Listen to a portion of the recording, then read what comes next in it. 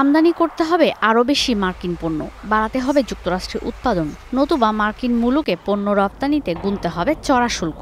White হাউসের দায়িত্ব নেওয়ার পর থেকে আমদানি নিরুৎসাহিত করে দেশে পণ্য উৎপাদন বাড়াতে এমন অনেক নির্দেশনা দিয়ে যাচ্ছেন ডোনাল্ড ট্রাম্প।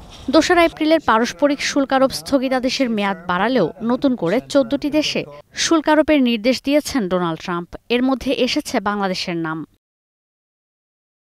অন্তর্বর্তী সরকারের পক্ষ থেকে জানানো হয়েছে, বাংলাদেশকেও চিঠি পাঠিয়েছে ট্রাম্প প্রশাসন, যেখানে 1 আগস্ট থেকে বাংলাদেশি পণ্যে 35% শুল্ক কার্যকরের কথা বলা হয়েছে, যা খাতভিত্তিক অন্যান্য শুল্কের বাইরে আলাদাভাবে কার্যকর হবে। তবে এই ইস্যুতে আগামী 9 জুলাই ওয়াশিংটনে মার্কিন প্রশাসনের সঙ্গে আবারও আলোচনায় বসবেন বাণিজ্য উপদেষ্টার নেতৃত্বাধীন প্রতিনিধি দল।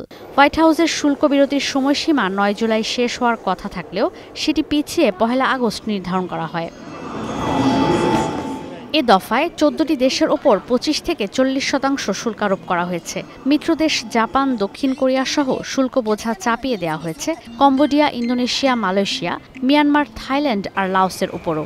সামাজিক যোগাযোগ মাধ্যম ট্রুথ সোশ্যালে দেয়া এক পোস্টে ট্রাম্প জানান, কোন কোন দেশে শুল্ক ঘোষণা করে পাঠানো হয়েছে চিঠি। এই 14টি দেশের মধ্যে বেশিরভাগই রফতানি নির্ভর অর্থনীতির দেশ।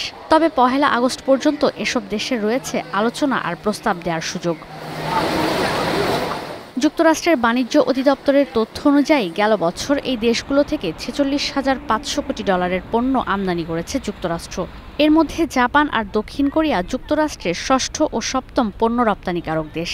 এই দেশগুলো থেকে গাড়ি, যন্ত্রাংশ, সেমিকন্ডাক্টর, ফার্মাসিউটিক্যালস পণ্য আমদানি করে মার্কিন প্রশাসন। এর আগে ডোনাল্ড ট্রাম্প জানান, ব্রিক্সের আমেরিকা বিরোধী নীতিকে যারা সমর্থন বা অনুসরণ করবে সেসব দেশে অতিরিক্ত আরও 10% শুল্ক আরোপ করা হবে। ঈশিতা ব্রহ্ম, স্টার নিউজ।